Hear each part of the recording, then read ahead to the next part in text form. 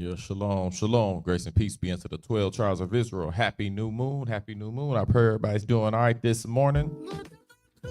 Oh, wrong one, wrong one. Yeah. Hey, all right. Like I said, good morning, everybody. No, I ain't saying y'all are tap dancing, you know what I'm saying? Everybody that's here, y'all are glad to be with the Lord and the Lord's people. Like I said, happy new moon, happy first day of the month. The 12th month is here. So now we closing in on the new year. Everybody is glad that it's the new year. Yeah, y'all know what to do. Give the Lord a shout out. You know what I'm saying? Put a 5 in the chat if you glad Passover about to be here. And if it don't really matter, then it is what it is. But put a 5 in the chat if you glad. So let me go ahead and get a shout out to who's in the lesson this morning. Good morning, sir. Grace and peace be with you. Peace be with you. Shalom, shalom. Happy new moon to you. Happy new moon. Good morning, Alyssa Rogers. Shalom, shalom. Peace be with you. Glad to see you in the building. First time seeing you here. If you're still here, go ahead put a 4 in the chat. Put a 4 in the chat. What's going on, Sister Kim? Grace and peace be with you. Happy Sabbath. Happy Sabbath. Happy new moon. Glad to see you in the building. As you said, it's 3 a.m. So you burning the midnight oil to hear the word of the Lord. So hey, you know what I'm saying? Just make sure you don't fall off the loft. You know what I'm saying? Don't fall off the loft because it's late at night and you're hearing the preaching. You know what I'm saying? I ain't Paul though, so maybe you'll go ahead and, stay awake for a little bit. But glad to see you here. What's going on, Lawa? Grace and peace be with you. Shalom, shalom. Happy Sabbath.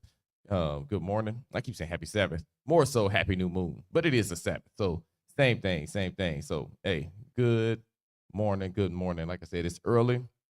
By the way, if the sound is good, put a 7 in the chat. Let me know if the sound is coming in all right. Because I made a few adjustments on there. So I want to make sure the sound's good. If the sound's coming through good on the stream, put a 7 in the chat. Put that number of completion up in there. So like I said, glad to see everybody here. Let's get ready to dive on into it. Let's go ahead and go to Mark chapter 14, because I ain't gonna read Matthew 26 and 6, because we about to do Matthew 26, so y'all can get to hear it anyway. So let's get Mark chapter 14, and we will get started. Mark chapter 14, verse 3. Mark chapter 14, verse 3. And being in Bethany, in the house of Simon the leper, there came into him a woman having an alabaster box of precious ointment, spikenard, and break the box, and poured it on his head. And there were some that had indignation within themselves and said, why was this waste of the ointment made? Or it might have been sold for more than 300 pence and been given to the poor. And they murmured against her. And Jesus said, let her alone. Why trouble ye her? She hath wrought the good work on me. For ye are the poor with you always, and whensoever ye will, you may do them good. But me ye have not always. She hath done what she could. She is come aforehand to anoint my body to the burying. Verily I say unto you, wheresoever this gospel shall be preached throughout the whole world, this also that she have done shall be spoken of for a memorial of her. So whenever we bring out this true gospel of Jesus Christ, the message is given to the 12 tribes of Israel scattered all over the globe, the words that's given to the people of the Most High, the saints of the Most High, those that are under the curse of Deuteronomy 28 because we broke the law, statutes, commandments. Whenever we bring out this message to those people, we are always going to remember the woman that put the ointment on the body of our Messiah, the Black Messiah, Jesus Christ. So without further ado, let's dive on into it. Let's go ahead and get to Daniel chapter 3. Because again, in this, I like to get people to understand that Christ has been with us the whole time. And I'm going to show y'all how he's been walking with us. Let's go ahead and see. Let's go to Daniel chapter 3, verse 22. Daniel chapter 3, verse 22. Matter of fact, actually, I'm going to go to Daniel 3:24. All right. It's after Nebuchadnezzar tossed in Shadrach, Meshach, and Abednego, or Hananiah, Azariah, and Mishael. You know what I'm saying? Their real names before they got their names changed, by their master, kind of like they did my man Kunta. Your name is Toby. I'm gonna go ahead and call them by their names, that were given to them at birth. All right, let's go to Daniel chapter 3, verse 24. Then Nebuchadnezzar the king was astonished and rose up and in haste and spake and said unto his counselors, did not we cast 3 men bound into the midst of the fire? They answered and said unto the king, true, O king. He answered and said, lo, I see 4 men loose walking in the midst of the fire, and they have no hurt, and the form of the 4th is like the Son of God. So what I want to go into this, I want to show you that even after they were faithful and did not bow down to the king and his gods, his false gods. They said they're going to stand up to him, and he had raised them up into a great position. And he's like, no, y'all going to set the example that y'all going to defy me, and y'all are not going to bow down to the gods of Babylon. They was like, you want us to serve them?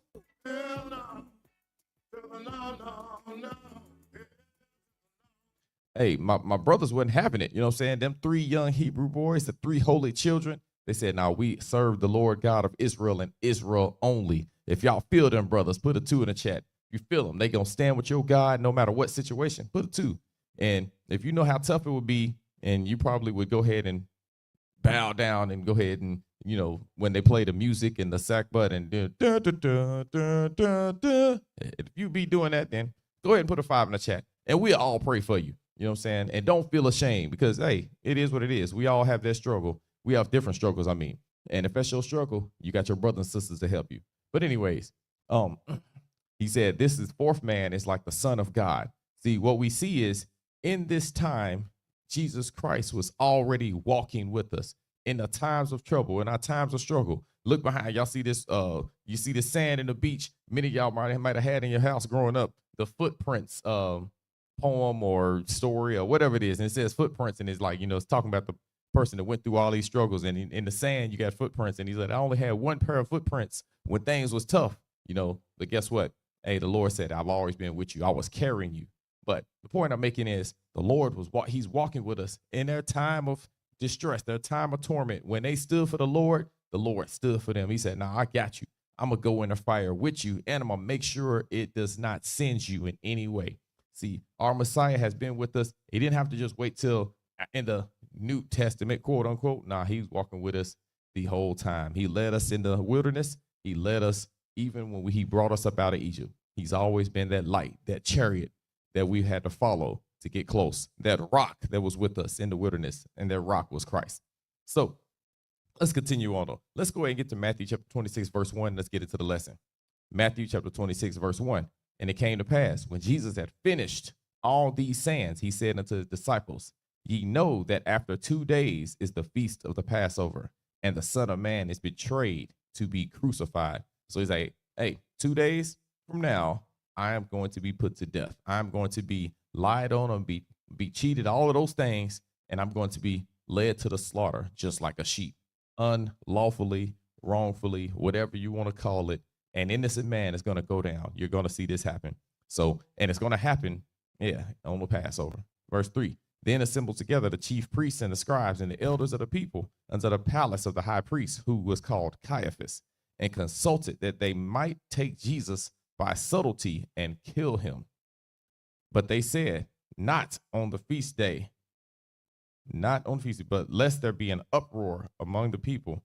So they said, hey, we're going to go ahead and we're going to get him, but don't take him on the feast day, because they're going to go crazy. They're going to trip out.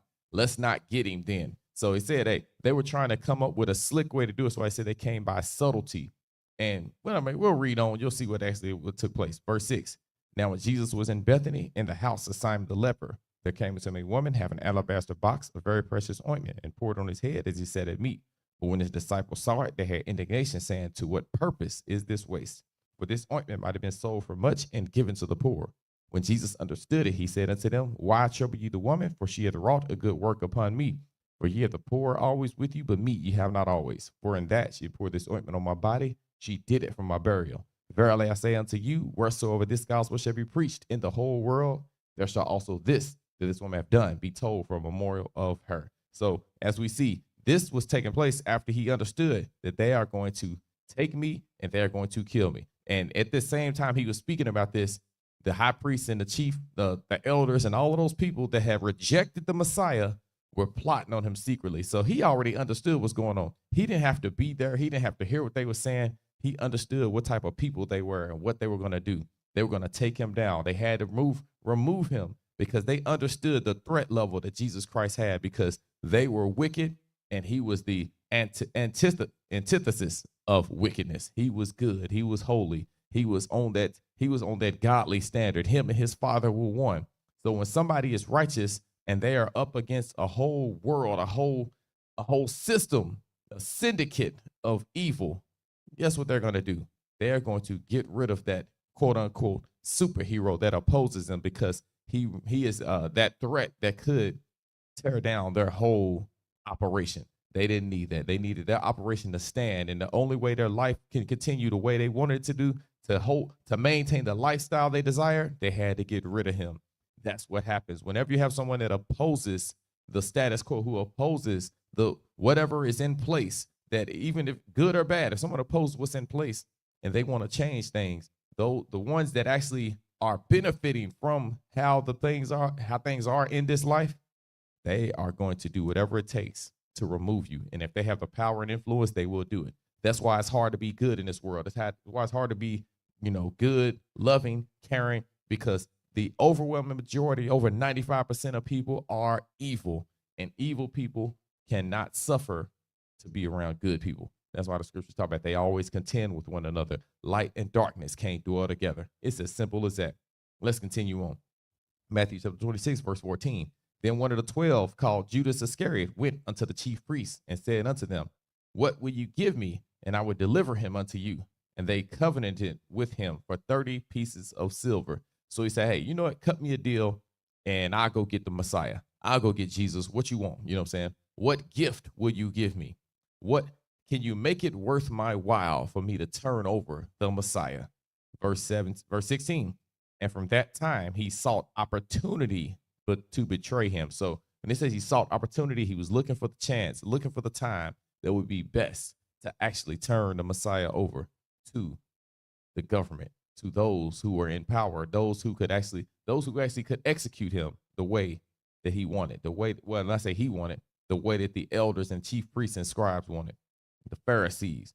Verse 17. Now the first day of the feast of unleavened bread, the disciples came to Jesus, saying unto him, where wilt thou we prepare for thee to eat the Passover? And he said, go into the city to such a man, and say unto him, the master saith, my time is at hand. I will keep the Passover at thy house with my disciples. And the disciples did as Jesus had appointed them, and they made ready the Passover. Now when the even was come, he sat down with the 12, and as they did eat, he said, verily I say unto you, that one of you shall betray me. And they were exceeding sorrowful, and began every one of them to say unto him, Lord, is it I? So all of them was like, hold on, one of us going to do it. Am I going to do it? See, here's the thing. If someone actually understands what it means to betray the Messiah, to take Jesus in and give them over to those who are the Roman soldiers, the centurions, they understood how bad it would be. They knew that people got crucified. They knew how awful it was for somebody to suffer that death. They didn't want that to happen to him. So they were like, yeah, am I going to do it? Here's the thing. If you're a good man and you understand how much you love Jesus Christ, you would do anything to prevent that from happening. I'm going to speak for myself. If I'm in that situation, because when I read scriptures, I'm thinking of how I could be in there. If I was the one he said, yeah, it'll be you, I'd be like, man, I'm leaving. I'm going to run away. I'm going far away so I can prevent this from, I cannot be the one to do this to you. Of course, you can't escape destiny if the Lord has it, but I'm like, nah, I can't be me. I'll do whatever it takes to not turn over Jesus Christ. I don't want to not even just go down in history as to be the betrayer, because people use the term Judas to this day. You know what I'm saying? Judas means, you that snake, you that one that nobody wants to be around. That's a Judas. Why? Because that's the history. He went down in that history as a Judas. The point I'm making is they all was like, I don't want to be that guy. They all were worried. They all were upset. They was all hoping that they wouldn't fall away. Just like even now, some of us may do this. And if you understand what I'm saying, put a 1 in the chat. Put a 1 in the chat if this fits you. If you read what happened to Saul, when you got Saul, and then the Lord took his spirit, he took the spirit of God away from him and put an evil spirit on him. If you actually was scared, it's like, God, please don't ever do that to me. Put a 1 in the chat. I know I was. I prayed. I still sometimes pray for the Lord. If I upset you in any way, please don't ever take your spirit from me and put an evil spirit on me. Whatever I do, Lord, please just don't get rid of me. I'm sorry. You know what I'm saying? Don't leave me. I don't want to forsake you. I'm afraid. Just let me stay with you forever. I don't want to go nowhere. There's nowhere else to go. You know what I'm saying? I have that Peter. Peter said, hey, Lord, where wilt thou go? You know what I'm saying? Where can I go? Who will I be with? Will I go to, will I leave you? Why I leave you? If I leave you, I'm going where? It's as simple as that. It doesn't make sense. I got 2 people to feel me. Sarah, Sister Kim, they're like, nah, man, I didn't want that to happen to me. I'm telling you, it was scary to read. I'm like, oh, God can take away your spirit and then put a evil one on you. Oh man, and you just I don't want that to happen. So Matthew chapter 26. Let's read on verse. I'm sorry, 21. And as they did, I'm sorry, not 21. I'm sorry, Matthew chapter 28, verse 23. And he answered and said, "He that dippeth his hand with me in the dish, the same shall betray me. The Son of Man goeth as it is written of him, but woe unto that man by whom the Son of Man is betrayed. It had been good for that man if he had not been born." Y'all ever heard the expression? Yeah, you wish you were never born. Yeah, this is one of those things. He said it'd be better for the person that never been born to actually be the person to actually go down in history as that snake, that devil that took away Jesus the Christ. Hey, by the way, I see you, brother Decarius. Grace and peace be with you. Good morning. Good morning. Happy new moon, brother. Happy new moon. Shalom, shalom. Matthew chapter 26, verse 25. Then Judas, which betrayed him, answered and said, "Master, it is I." He said unto him, "Thou hast said." So he's like, "Hey, is it me?" He said, "Hey, you said it. You said it, not me." Verse 26. And as they were eating, Jesus took bread and blessed it and brake it and gave it to the disciples and said, "Take, eat. This is my body." And he took the cup and gave thanks and gave it to them, saying, "Drink ye all of it, for this is my blood of the New Testament, which is shed for the remission of sins." So now right there, he's letting them know, hey, so the body, this bread is what it is. He's not letting you know this symbolizes that you're eating me, that you're digesting me. Obviously, they're not going to eat the Messiah. You're actually going to eat a human because we know it's unlawful. But he's telling them, hey, I'm going to be a part of you forever. You're going to digest it just like you eat this roll. This is the exact same thing. The bread, me, myself, eat this roll and let it go into your bowels. And of course, now he says, what same thing? Drink this blood, because this blood that's shed for you, this wine is symbolizing that blood. Keep that within you. You know what I'm saying? This is going to cover you, because just like in ancient Egypt, the blood of the lamb had to cover us. The blood of the lamb will cover you. Make sure you have this with you. You have this with you wherever you go, and you'll always be protected from the fiery darts of the wicked. See, that blood in you is going to keep you alive. And there's going to be many situations that you'll be put in that will be very, very dangerous, very scary, very dark, because most people, again, the vast majority of this world is evil and antichrist. So if you are amongst the antichrist, you're going to need the blood of Jesus to protect you. You're going to need the understanding of the Most High. The Bible, the scriptures must be within you. They must be a part of you. If you are not the scriptures, you will not survive this world, because this world, again, is everything that is against the Messiah. Let's continue on. Matthew chapter 26, verse 28. Verse 29. But I say unto you, I will not drink henceforth of this fruit of the vine until that day when I drink it new with you in my Father's kingdom. So he said, I'm going to celebrate with you when the time comes in his world, not in this world, but in his world. Verse 30. And when they had sung in hymn, they went out into the Mount of Olives. Hey, I'm sorry, I just now peeped this. I've been reading about Jesus my whole, reading different things about him. Of course, been in the truth a while. Done read through the Bible. They're about, on 3 times total, and I'm on number 4.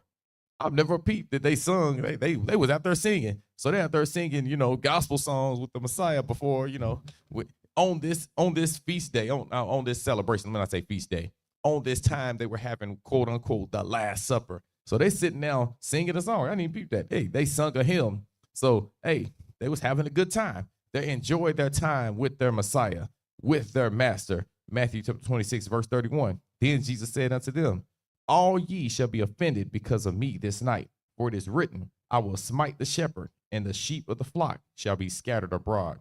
But after I am risen again, I will go before you into Galilee. So he says, the shepherd will be smitten, meaning I'm going to be taken out. I'm going to be removed. I'll be hurt. I'll be harmed. And y'all are going to run. Y'all are going to be afraid. You'll be offended because of me. You're not going to want to even be associated with me, because how they're going to treat me, what they're going to do to me, you're going to be afraid it's going to happen to you. Y'all will run. But he says, but then I'm going to lead you into Galilee when I return. Verse 32. But after I am risen, verse 33. But Peter answered and said unto him, though all men shall be offended because of thee, yet will I never be offended. Jesus said unto him, verily I say unto thee, this night before the cock crow, thou shalt deny me thrice. Peter said unto him, though I should die with thee, yet will I not deny thee. Likewise also said all the disciples. And then, hold on, I'm sorry, this is funny. And I also never really paid attention that it said all the disciples like, yeah, man, we ain't going nowhere. We strong in the Lord and the power of his might. And the Lord just sitting there like, yeah, all right, I heard you. Continue on. But he understands what's going to happen. He knows what's in them. It ain't just about him seeing the future. He knows who they are. When you know who someone is, you know in the deepest, darkest parts of them, what is the possibilities, you know what I'm saying, what can come out of them, what they're capable of, the Lord knows. And he knows in this situation, Christ knows it's going to get ugly. You are going to be absolutely terrified. You know, anybody's ever seen scary movies, people are like, yeah, I wouldn't do that. I wouldn't do that. All right, put yourself in a situation where you're absolutely terrified. Do you think that you actually will be, you know, brave in a situation where you got somebody like Jason bust up in your house, he busts through a door, like shatters all the wood in little bitty pieces with that Jason mask on and a big machete. And you're going to tell me you're going to be strong and stand up and be like, yeah, I'm ready to fight. Nah, you're going to be terrified. You might freeze. You're going to be in shock. You might start crying. You might pee on yourself. It's all kind of things you could do. You don't know when that situation happens. That's what the Most High Son Jesus is saying. He's like, hey, y'all going to be scared. Understand. And if you think I'm making it up, then go ahead and put a 3 in the chat. If you know good and well that you would be terrified in a situation where all of the chief priests, scribes, and elders came and arrested Jesus, if you know you'd be scared, then put a 6 in the chat. Go ahead and let's see what you got. Let's continue on. Matthew chapter 26, verse 36. Then cometh Jesus with them unto a place called Gethsemane, and said unto the disciples, sit ye here while I go and pray yonder. And he took with him Peter and the 2 sons of Zebedee, and began to be sorrowful and very heavy. Then saith he unto them, my soul is exceeding sorrowful, even unto death. Tarry ye here and watch with me. So they said, he said, hey, just kick it with me. Just pay attention. You know what I'm saying? Look around. Verse 39.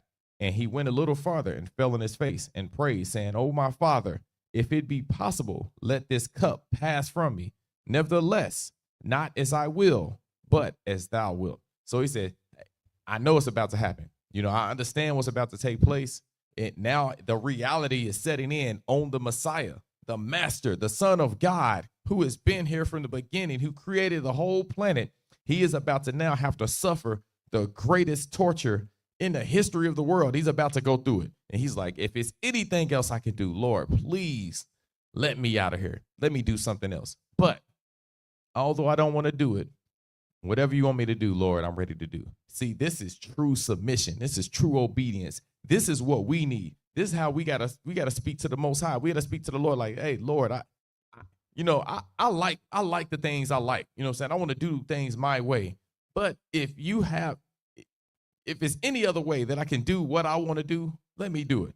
But you know what? At the end of the day, whatever your will is, I'm willing to do. Just go ahead and, send me. That's how we got to be. That's the spirit we need to have within ourselves. We have that spirit, then we have the chance to make it to the kingdom of heaven. Matter of fact, ain't no chance we will make it if we are willing to submit and just give up our own opinions, our own feelings, our own ways of living, just so we can follow the word of God. Then we will make it to the kingdom of heaven. We will be in eternal bliss with the Most High God and his Son, Jesus Christ, and those people that love him.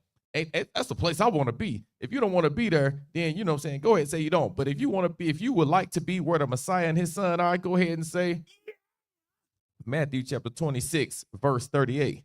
Then said he unto them, I'm sorry, not 38, Matthew chapter 26, verse 40. And he cometh unto the disciples and findeth them asleep, and saith unto Peter, what? Could ye not watch with me 1 hour? See, y'all couldn't sit up with me just for this hour? Watch and pray that ye enter not into temptation. The spirit indeed is willing, but the flesh is weak. And here's the other thing too. He's proving a point. He's let him know. He said the spirit is willing. So the Messiah understood that his disciples wanted to stay up with him. But when he's saying the flesh is weak, it's so many things are spiritual, but you can break it down into a very simple thing. The flesh is just your natural functions of your body. your natural feelings, your feelings of sleepiness, hunger, thirst, you know what I'm saying? All of these things, pain, this is the flesh. And it says the flesh is weak. Many times, what are we going to do? We're not going to be able to overcome what our flesh wants. So we have to learn to build up our spiritual strength, our spiritual bodies, so that we can combat our flesh. Like I said, going to sleep is a normal function, and it just is what it is. But he's like, man, y'all couldn't fight off y'all sleep to stay up with me, and it's something that's hard. But if you extremely sleepy, extremely tired, it's gonna be tough. If anybody's ever been, under the influence of alcohol, hey, when you're under the influence of alcohol, you might want to, walk straight, and you ain't gonna be able to walk straight. You're gonna be staggering a little bit, maybe. You know what I'm saying? You might think you can drive. Hey, you ain't gonna be able to drive a car because the world gonna be, all curvy and swervy. Don't do it. Get from behind the wheel. Let somebody else drive. This is what I'm saying. The flesh is weak. You can't overcome. I want to say you can't overcome. It is a tough battle to overcome your natural bodily functions. That's what you got to do, and that's how strong your spirit has to be. And that's why we got to become gods. That's why we got to these words, the commandments, the wisdom that's given to us.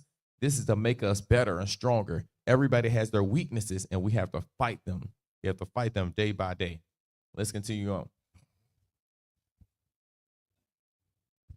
Matthew chapter 26, verse 42. And he went away again the second time and prayed, saying, "Oh, my Father, if this cup may not pass away from me, except I drink it, thy will be done." So he asked again, he said, hey, if only ways can happen is if I just have to, suffer and die, then all right, I got it. I'll do it.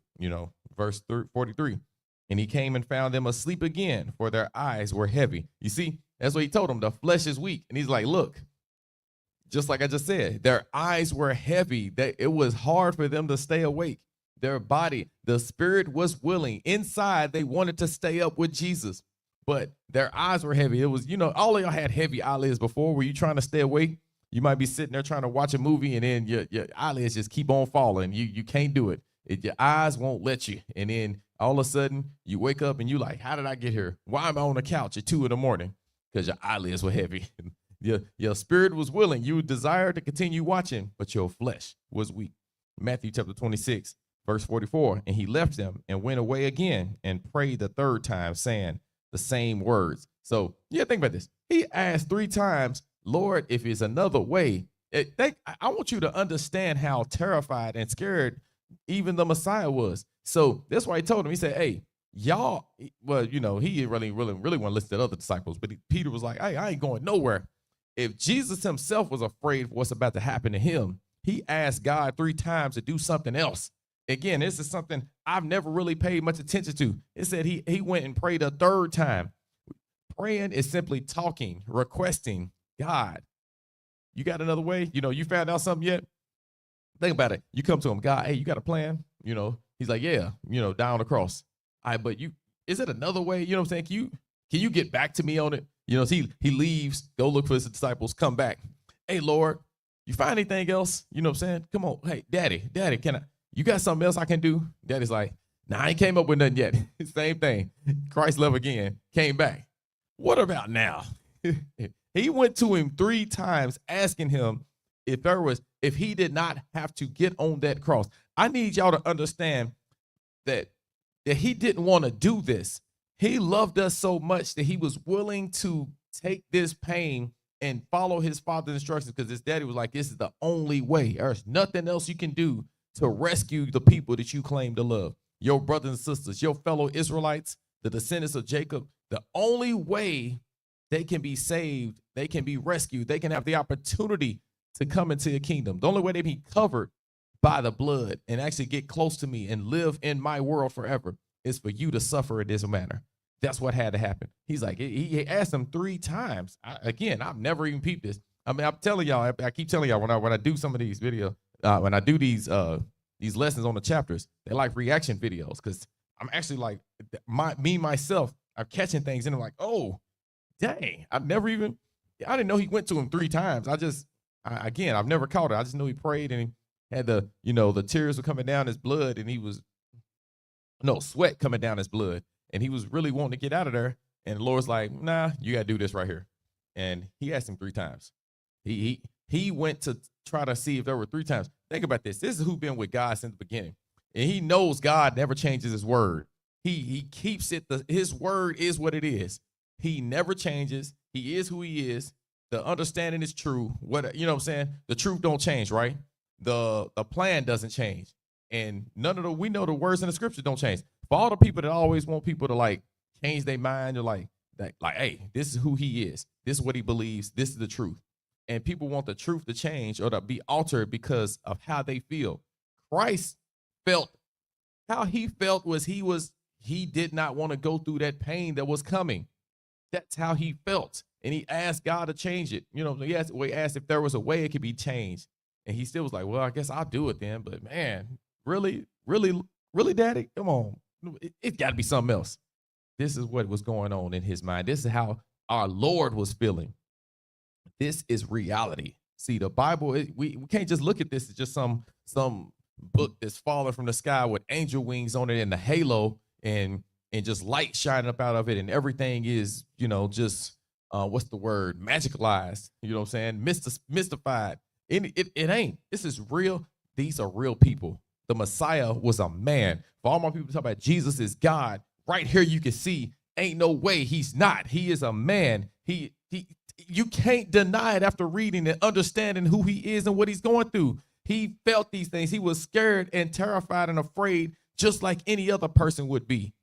Only difference is the will within him, the willpower, the strength to actually go through all the commands and instructions that his father gave him. That's what separates him from us. He's willing to do whatever his daddy says, no matter what the situation, he's going to follow it. That's what separates him. He was a man just like us. He was flesh and blood. Now, obviously, we know he was here from the beginning. So, you know, when he's coming back, he is going to be the God that's going to be glorified. But he was put down here as a man, as a normal human being. That's what he was like.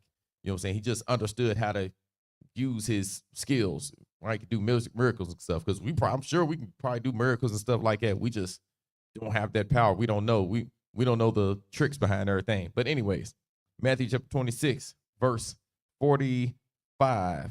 Then cometh he to the disciples and saith unto them, sleep on now and take your rest. Behold, the hour is at hand, and the Son of Man is betrayed into the hands of sinners. Rise, let us be going. Behold, he is at hand that doth betray me. They said, hey, the person that's actually going to get me, the person that's actually going to betray me, the person that's going to turn me over, hey, the time has come. He's on the way. He probably understood. He's on the way. Verse 47, and while he yet spake, lo, Judas, one of the 12, came, and with a great multitude with swords and staves from the chief priests and elders of the people. Now he that betrayed him gave them a sign, saying, whosoever I shall kiss, the same is he. Hold him fast. Now here's why he's saying this is him. He had to make sure they knew who it was, because again, it's dark outside. So it's dark outside. It's early in the morning. Sun hasn't risen yet. So they don't know. They can't see who they do. Is, you know, him and his disciples, they all together. And plus, you know, Israelites was probably like Chinese people back then. You know what I'm saying? We all looked alike. So they're like, hey, y'all look the same. Him right there, that Negro, there he is. I'm going to kiss him. I'm going to know who it is. So he had to go up to him, and they had to find him. All right? So anyways, verse 49. And forthwith he came to Jesus and said, hail, master, and kissed him. And Jesus said unto him, friend, wherefore art thou come? So Jesus said, hey, why are you here? You know what I'm saying? What you doing? That's the question. Why are you here? What are you coming to do? And they came, and laid hands on Jesus and took him. And behold, one of them, which with Jesus, stretched out his hand and drew his sword and struck a servant of the high priest and smote off his ear. Then Jesus said unto him, put up again thy sword into his place, for all they that take the sword shall perish with the sword. So now he's like, hey, you want to come and just fight a physical battle? Everybody's fighting physical battles. They might overcome some, but they're gonna lose. And by the time you lose, then it's over. You know, nah, don't fight this way. We're gonna fight with the eternal way. We're gonna fight with the word, the spirit. What does that mean? We're gonna do things a certain way. We're gonna change people. When you change people, then there's nothing you can do, because once a person is who they are, it don't matter what you do to them physically, they'll be who they are. No weapon formed against me shall prosper. That same concept. Nobody can make you be a different type of individual than who you are if you truly believe in what you have. If it has become imprinted in your mind, if it's ironed into you, you're stuck that way. He's like, nah, don't worry, we ain't fighting a physical battle because you can kill some people, but hey, it's not gonna change, anything. All right. All right, so verse 54, not verse 53. Thinkest thou that I cannot now pray to my Father, and he shall presently give me more than 12 legions of angels? He's like, you know who I am, right? You know I'm the Son of God. I can just, like I said, I can call my daddy, and he can come in here and just get rid of all the people. That's easy. That's not my mission. That's not what I'm here for. That's what he had to let him know. Verse 54. But how then shall the scriptures be fulfilled, that thus it must be? See, that's my mission. That's the scriptures be fulfilled. This is what was written of me. This is my mission. This is what it's what I am. It's the game plan. This is the play that I must run. Verse 55. In that same hour said Jesus to the multitudes, are ye come out as against a thief with swords and staves for to take me?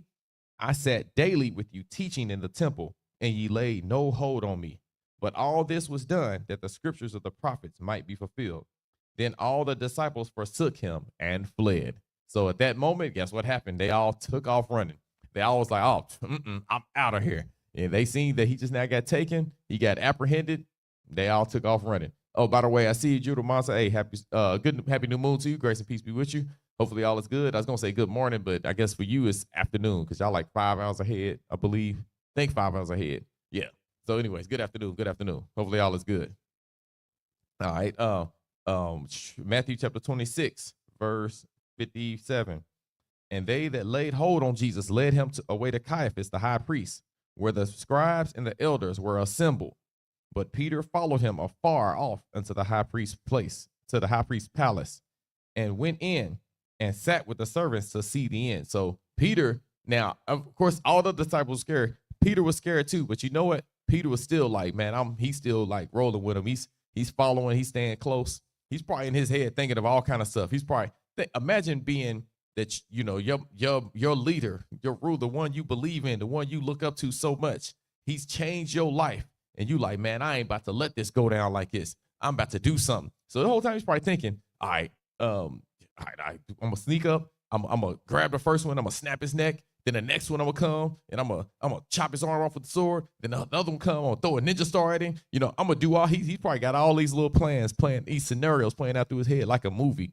How he's gonna just heroically rescue the Messiah. So he's following him, trying to see what's going on. It's just things that's probably going on. And again, this is how I think. I'm just thinking about stuff like this. If I'm following him, I'm thinking of everything I can do to save my leader, save my ruler, save my master, this teacher that has shown me the world is such a high level on this other, in a certain way. Hey, he's done these things for me. I appreciate him. I gotta do something. I can't just sit back. I can't just run away and act like I don't know what happened. No, I'm gonna roll with him to the end. This is what he's probably feeling like this. He's probably got the Chucky mindset. You know what I'm saying? We're friends to the end. That's what he's saying. All right, Matthew chapter 26, verse 59. And now the chief priests and the elders and all the council sought false witness against Jesus to put him to death. So now they're trying to come up with lies to actually, so they can justify killing this man. Verse 60, but found none. Yea, though many false witnesses came, yet found they none. At the last came 2 false witnesses. They says, think about this. It said many false witnesses came. Out of the woodwork, all these people came up to just make up stories on him. And he says they found none, meaning they was like, none of these stories are good. None of them gonna work. We'll never be able to let this pass. There is no way this will work. And I like what Judah Monster said. A lot of paid people, you know what I'm saying? People trying to find ways to come in. Yep, exactly. Same thing happening today. People have the same type of spirits. Like Christ said to the people when he's talking to all the scribes and the Pharisees in Matthew 23, he says, you are the ones that killed the prophets. You the ones that killed the people in past times. Y'all said y'all wouldn't have did it, but y'all are those people. Just like now, many of those people now are the same ones that would take down Jesus if he was still walking the earth today. They absolutely would. They would get rid of him. I wish he was, I'm telling you, I ain't gonna lie, I wish he was here so I wouldn't be one of the people that's rolling with him, following him. But then again, yeah, I'd just be ashamed of myself if I ran away. You know what I'm saying? And I'm pretty sure, hey, look, all the disciples ran away, and those 12 was the closest to him, or those 11, because one of them betrayed him. But yeah, I would, man. Just don't let me be Judas. That's it. But I'll still be ashamed of myself for running away. And I'd feel, you know what I'm saying? I'd feel awfully gay. So, anyways, Matthew chapter 26, verse 61. And said, this fellow, so remember, these two witnesses came, right? Two witnesses came. Now they was coming together. Watch this. And said, this fellow said, I am able to destroy the temple of God and to build it in 3 days. And the high priest arose and said unto him, answerest thou nothing? What is it which these witnesses against thee? So he says, what is being said about these people that they've said about you? All right, yeah, I was looking, I was like, man, his grammar looked bad, but he said, what is it these is in those people witness against you, they say about you. Verse 63, but Jesus held his peace, and the high priest answered and said unto him, I adjure thee by the living God that thou tell us whether thou be the Christ, the Son of God. So now he's like, hey, he said, I adjure thee by the living God. Let me go ahead and get the definition, because I don't want to say the wrong thing. I think I know, but yep. All right. Okay. All right. Here we go. I don't want to give y'all the wrong answer and then, come back to this video and be like, man, what I said was stupid. Nah, I want to make sure. All right, I'm going to go ahead and pull up the definition, because adjure is not a word that we normally use anyway. So he says, I adjure thee by the living God. All right. Adjure definition. Boom, boom, boom. All right, here we go. Adjure. Urge. Let me go ahead and highlight it. Urge or request someone solemnly or earnestly to do something. So basically, they were letting him know it is imperative, extremely important that you tell me if this is true or not. Did you say this? Did you say you're going to destroy the temple and build it in 3 days? That's what they were saying. And then he said, tell us, are you Jesus? Are you Jesus Christ? Are you the Son of God? Did you actually come down from the heavens above? Is that you? Verse 64, Jesus said unto them, thou hast said, nevertheless, I say unto you, hereafter shall ye see the Son of Man sitting on the right hand of power and coming in the clouds of heaven. So he said, you said you're going to see me when the time comes. I'm going to return. I'll be here. So you believe what you want to believe. Verse 65. Then the high priest rent his clothes, saying, he hath spoken blasphemy. What further need we have of witnesses? Behold, now ye have heard his blasphemy. What think ye? They answered and said, he is guilty of death. So now they said he's blaspheming the word, he's blaspheming the Lord of God. He's speaking against that. Hey, we got a reason now. Finally, sign, seal, deliver. They bang together. Bow, let's go. Yeah, we can take out the Messiah. So we can kill him. We have a reason. We finally can justify the evil that's within us. Verse 66. What think ye? They answered and said, he is guilty of death. Then did they spit in his face and buffeted him, and others smote him with the palms of their hands. So not only did these people not only did they spit in his face, which that's like the most disrespectful thing you can do. They spit in his face, and then they smacked him. Said they got the palm of their hands and just, what y'all seen Dave Chappelle? What the 5 fingers say to the face? You know what I'm saying? Or 5 fingers in the palm. I forgot. I ain't seen that in a while, but y'all know what I'm talking about. Rick James. But anyways, you know what I'm saying? Not Rick Judah, Rick James. That's a whole nother guy. He had a lot of hair too, did he? Anyways, never mind. Let's continue. Anyways, 5 fingers. They took the palm, pow, across his face. So they smacking him and they spit in his face. This is how they was disrespecting the Messiah. I'd be pissed off. I ain't gonna lie, I'd be mad as hell. I have to watch this take place. So Peter's sitting in the distance watching this. Remember, he wanted to see what would become of him. He's looking at what's going on. He's seeing it happen. If this would make you mad, put a 5 in the chat. And if you wouldn't care, then you put a 1 in the chat. But yeah, he had to watch this happen. He had to see this taking place. Verse 68, saying, now, after they smacking him in the face, verse 68, saying, prophesy unto us, thou Christ. Who is it he that smote thee? Now they mocking him. They making fun. They trying to be cute now. Hey, who smacked you? Which one of us did it? You know what I'm saying? Now they saying that. Prophesy who did it. Which hand did it? Y'all seen Rush Hour when Chris Tucker was like, which one of y'all kicked me? You know what I'm saying? They saying, which one of us hit you? Who did it? Since you are this mighty Jesus, since you are the Messiah, since you are the chosen one, who hit you in the face? That they're being funny. They being cute. They are making fun of the Messiah. Just so y'all peeping what's going on. Verse 69. Verse 69. Now Peter sat without in the palace, and a damsel came unto him, saying, Thou also was with Jesus of Galilee. But he denied before them all, saying, I know not what thou sayest. See, they like, oh yeah, you was ladies like, hey, I seen you before. Yeah, yeah, you was rolling with him. You remember it says a damsel. So she probably thought, she's like, hey, do you look good, man? I say, I remember you. I know I remember you because I was peeping you. He's like, I don't know what you're talking about. That was my twin brother. Oh, why are you trying to say I wasn't with Jesus? I wasn't with that dude. You see him? He was now acting like he had nothing to do with it. Denied him. Strike one. Verse 70. But he denied before them, saying, I know not what thou sayest. And when he was gone out into the porch, another maid saw him and said unto them, another maid saw him and said unto them that were with her, this fellow was also with Jesus Nazareth. Hey, another female saw him, like, oh man, I saw dude. Look, hey, Peter's noticed by all the. I never really noticed, but hey, all the ladies noticed Peter. So Peter, you know what I'm saying? He must have been, he must be cute, no homo. You know what I'm saying? He must have been a good looking guy. Must have been, or he had muscles or something stood out about him. They peeping him though. They noticed him. Yeah, I saw you. I know it was. Hey, look, Judah Monster said. He said women be snitching. Hey, he said women be snitching. Like, yeah, hey, it was him. Get him. Yeah, he just pointing him out. Lincoln Law said, poor Peter, he was probably scared out of his mind. Yeah, he had to be. Hey, this is two. This is two right here. Now he done denied the Messiah 2 times. All right. Twice he done did it. Verse 72. And again, he denied, and verse 72. And again, he denied with an oath, I do not know the man. It said with an oath. He took us to another level. Man, hey, swear to God. Yeah, I wasn't with him. Swear to God, y'all. Hey, cross my heart, hope to die. Stick a needle in my eye. Y'all know the sayings we used to say as a kid. He had an oath. He came up with a new way. He found a way to try to be like, no, it wasn't me. He was genuine. You know what I'm saying? It wasn't me.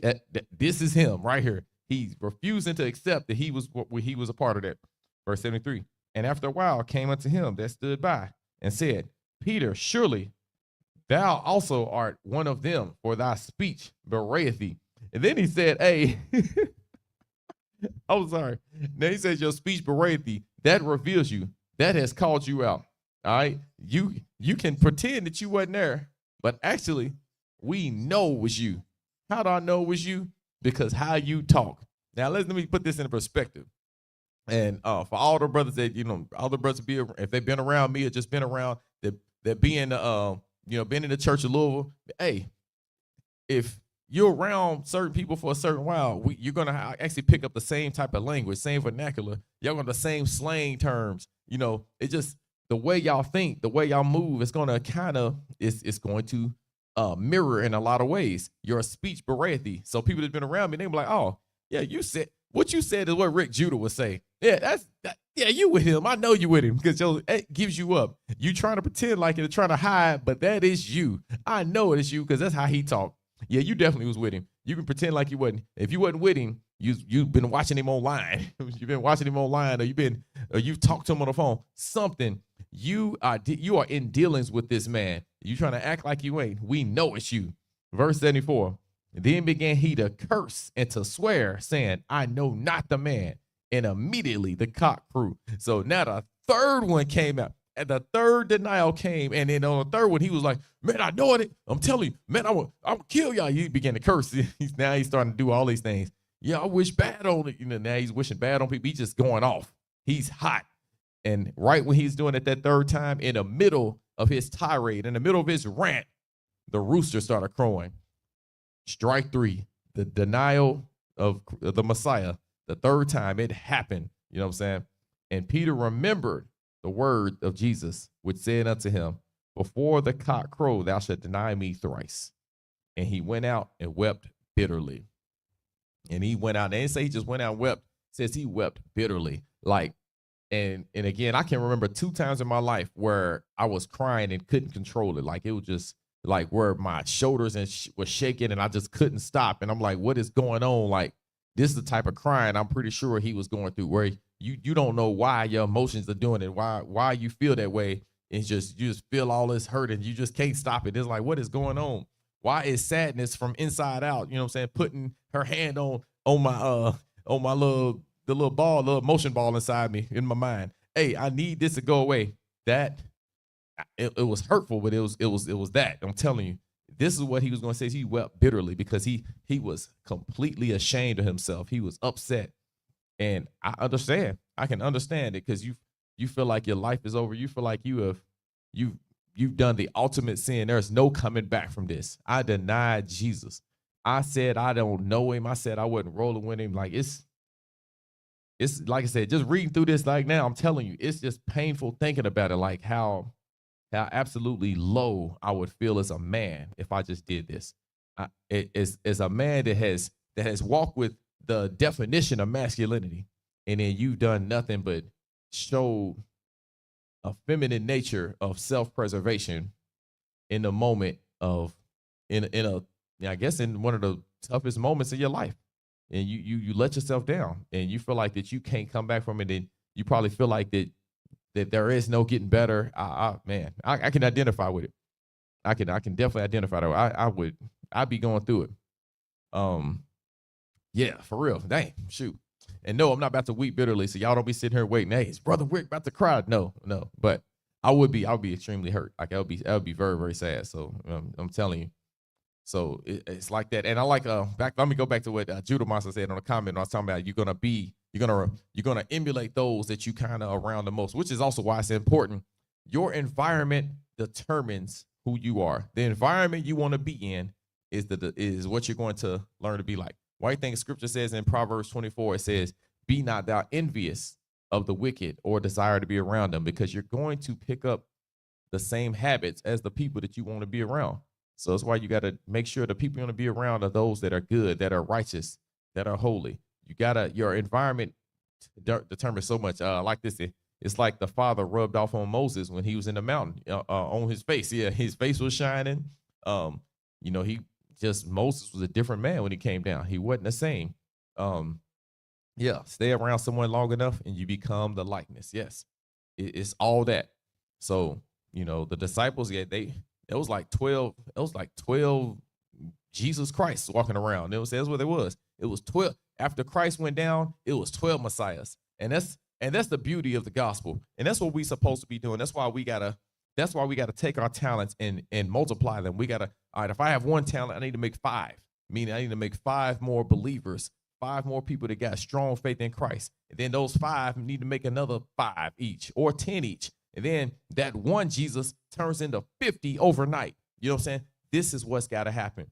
So when Jesus died, there were 11 men that went out and was like, oh, this is that guy. Now I'm just naming the 12 main disciples. You got to think about all the other people that believed on the Son of God after he went down. That's why Acts was such a powerful book, because all those people now they watched the life of the Messiah and they're like, this truly is a Son of God. This is a man that I want to be like. I want to emulate that. And it was infectious. That's what we need right now. We gotta have an infectious gospel. We gotta go. What they say, go viral. The word of God, the Most High, needs to go viral. The truth of the Most High, the keeping of the commandments need to go viral. You know what I'm saying? And another way we can make it go viral. You know what I'm saying? Do what your just said. Make sure y'all like, comment, share, and subscribe. You do these things so the word of God, so it can be spread to the four corners of the earth. Because what we want to change life. We want to change the world. And the world can't be changed. We can't take the kingdom until we get the mindset of the people that actually want to be there. This was Matthew chapter 26. Pray y'all gain some understanding of this. Let's continue to grow in this word. Hey, I'm glad y'all was on with me this morning. I know it was super early, but hey, wanted to get the word of the Lord out. And let's enjoy the new moon. Grace and peace be unto the 12 tribes. Shalom, shalom. Love y'all, Israel.